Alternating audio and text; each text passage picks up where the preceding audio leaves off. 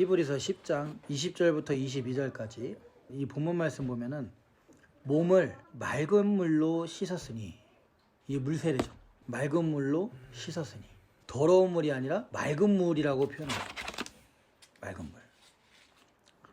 근데 이 몸은 육체를 얘기하는 게 아니에요. 이 몸은 교회의 몸을 얘기하는 거예요. 그리스도의 몸이신 교회를 의미하는 거죠. 몸을 맑은 물로 씻었으니, 이렇게 말합니다. 이거에 대해서 에베소서 5장 25절 26절 보면은, 남편들아 아내 사랑하기를 그리스도께서 교회를 사랑하시고 교회를 위하여 자신을 주신같이 하라. 그렇게 말한 다음에 그 다음 절에 이는 곧 물로 씻어 말씀으로 깨끗하게 하사 거룩하게 하시고, 그 다음 절 자기 앞에 영광스러운 교회로 세우사 티나 주름 잡힌 것 없이 거룩하고 흠이 없게 하려 하심이니라. 이렇게 말해요. 물로 씻어 말씀으로 깨끗하게 하사. 그래서 거룩하게 하시고 주님 앞에 영광스러운 교회로 세우셨다는 거예요. 그러면 이 맑은 물의 목적은 뭐야? 씻는 거죠. 씻는 거. 그래서 깨끗하게 되고 거룩하게 되는 거예요. 그죠? 그럼 우리도 이 씻김을 받아야 되잖아. 씻김 받고 싶지 않아? 그럼 예수님이 요한복음 13장에서 3절부터 보면은, 저녁 먹는 중 예수께서 아버지께서 모든 것을 자기 손에 맡기신 것과 또 자기가 하나님께로부터 오셨다가 하나님께로 돌아가실 것을 아시고 저녁 잡수시던 자리에서 일어나 겉옷을 벗고 수건을 가져다 허리에 두르시고 이에 대야에 물을 담아 제자들의 발을 씻기시고 그 두르신 수건으로 씻기 시작하여. 세족식이 여기서 나오죠. 물로 씻으셨네? 이게 그냥 서로 그냥 발 닦아줘라 이런 의미로 세족식을 하셨은 거예요. 물세례 자체가 어떤 것을 의미한다고 했어요? 제사함을 받게 하는 회개의 세례라는 거예요. 그럼 이것은 뭐냐면 죄사함. 죄사함은 용서를 말하는 거예요. 죄를 용서함을 받는 회개함이라는 거예요. 그러면은 너희가 서로 씻겨라. 14절 보면은 이렇게 말하죠. 내가 주와 또는 선생이 되어 너희 발을 씻겼으니 너희도 서로 발을 씻기는 것이 옳으니라.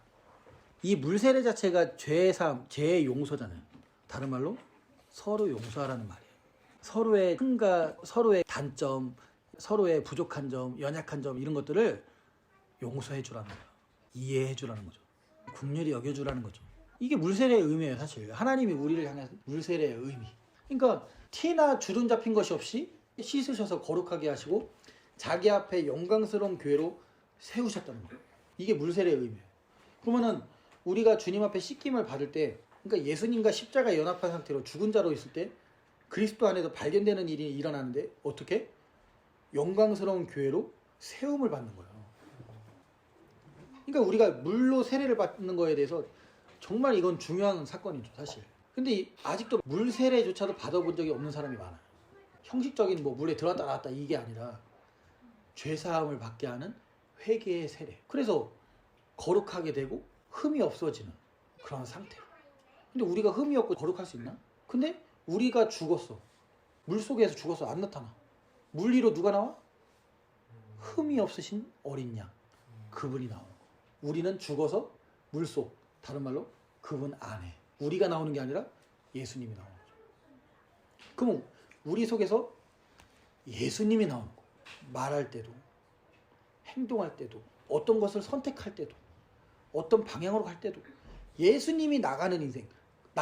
나라는 존재는 그분이 나가시는 그 일에 대해서, 나에게 부딪혀지는 모든 일에 대해서 예수님이 하신 일로 나는 그것을 믿는 믿음으로 아멘 하면서 가는 거예요.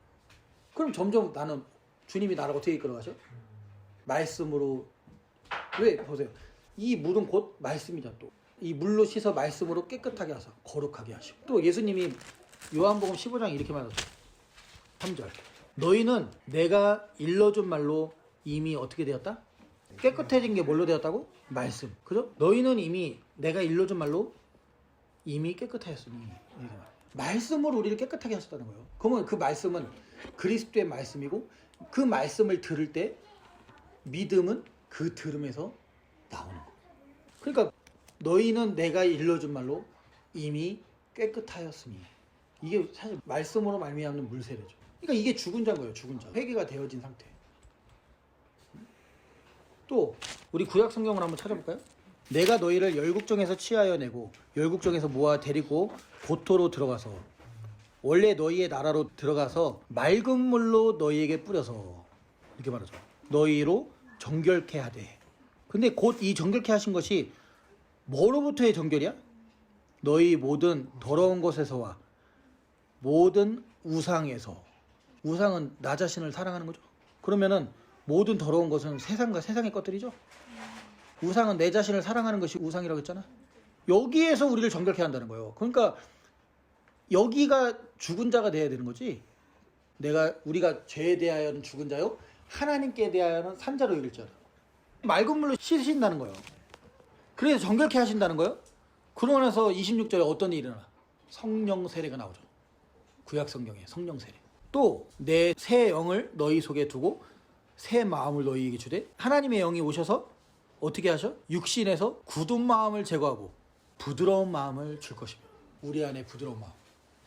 하나님이 하시는 그 일에 대해서 아멘으로 모든 것을 아멘으로 응답할 수 있는 마음.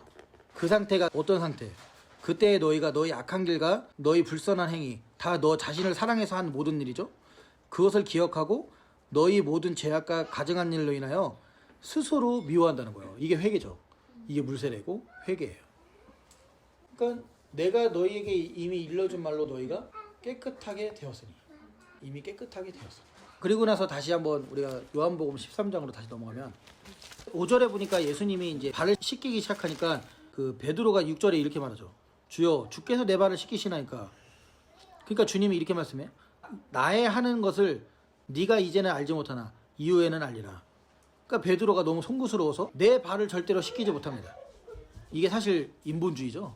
선생님이 어떻게 제 발을 씻기십니까? 제가 씻겨드려야죠. 그러니까 예수님은 뭐라고 했어요? 거기다 대고, 야, 그래도 선생을 위하는 놈은 너밖에 없구나, 이렇게 해야 돼. 내가 너를 시키지 않으면 넌 나랑 상관없어. 인본주의 타파. 그러니까 베드로가 깜짝 놀래갖고, 주여, 그러면 제 발뿐만 아니라 머리도 손도 씻겨주시옵소서. 인본주의가 무너지면 이렇게 되는 거예요. 주님, 저에게 모든 것을 행하시옵소서. 인본주의가 무너져야 큰 벌을 받을 수 있다. 근데 예수님이 뭐라고 말씀해? 거기다 대고, 이미 목욕한 자는 발밖에 씻을 필요가 없느니라, 이렇게 말해요. 그러면은 우리가 한번 그 물세례 받았으니까 더 이상 씻을 필요 없겠네? 매일매일 이제 안 씻어도 되네? 근데 예수님 뭐라고 해요? 이미 목욕한 자는 발밖에 씻을 것이 없다. 이 발은 계속 씻어야 돼. 그러니까 물세례가 한번 끝났다고 해서 끝난 게 아니에요. 물세례가 계속 와야 돼. 뭘로? 말씀으로 깨끗하게 하사. 내가 일러준 말로 너희는 깨끗하였으니. 계속 듣고 믿음으로 행하는 그 일로 계속해서 깨끗함을. 그러니까 진리를 행함으로 깨끗하게 되어지는 일로 나가는 거죠. 이게 어디에 써 있어? 베드로전서에 써 있죠. 1장 22절 뭐라고 말씀해? 너희가 진리를 순종함으로 너희 영혼을 깨끗하게 하여 라고 말하죠. 내가 너희의 일러준 말로 이미 깨끗하였으니. 그 말은 진리잖아요. 그 진리를 순종함으로. 근데 킹제임스 성경에는 진리 앞에 여기에 빠진 구절이 있는데 진리 앞에 성령을 통하여가 있어요. 성령을 통하여. 그러니까 너희가 성령을 통하여, 그러니까 성령으로 진리를 순종함으로 너희 혼을 깨끗하게 하여. 여기 영혼이 아니라 혼이에요. 너희 혼을 깨끗하게 하였으니. 다른 말로 정결하게 하였으니. 그러고 나서 뭐라고 말해? 그 다음 깨끗하게 하는 게 어떻게 나타나? 형제를 사랑하게 되었다는 거예요.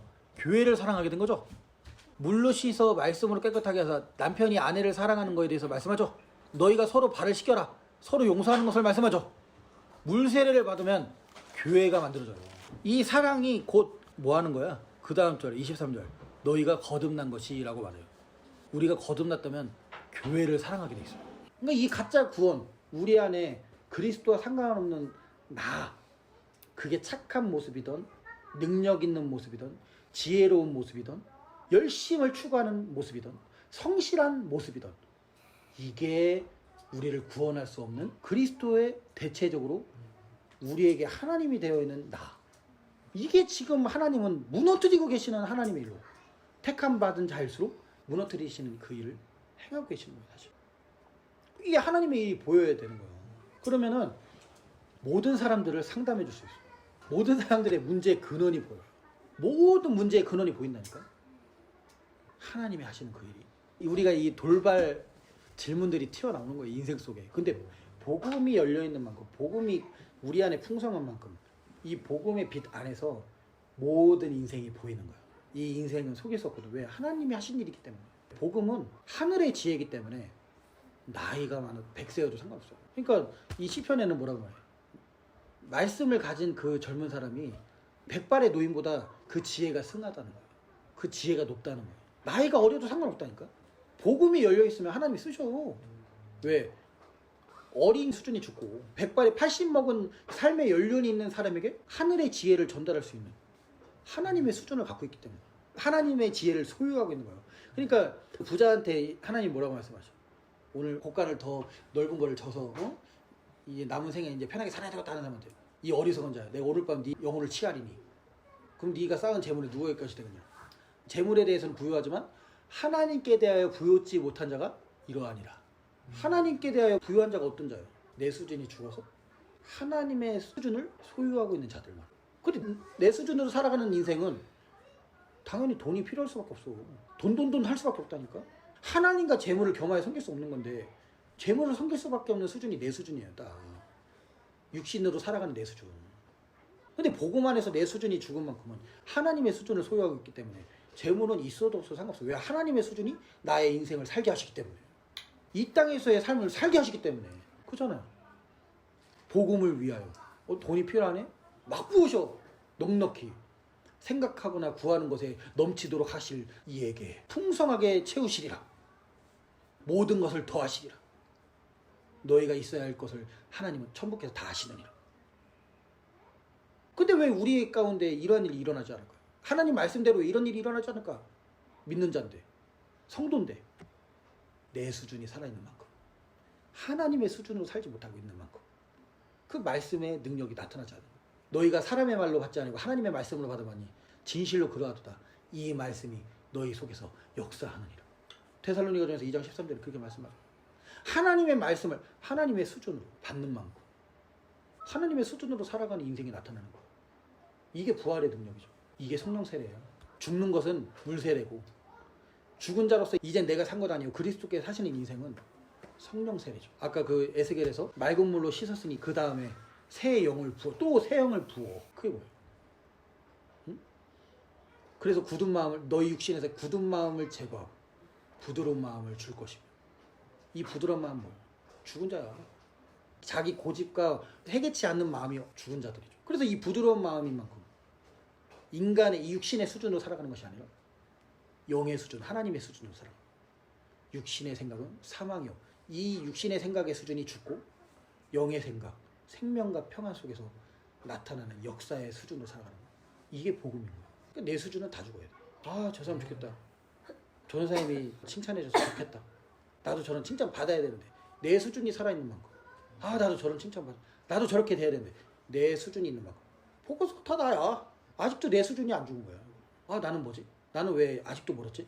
나의 어떠함에 대해서 계속 생각해. 이거 자체가 내 수준이라니까. 지금 내 수준에 묶여있다니까.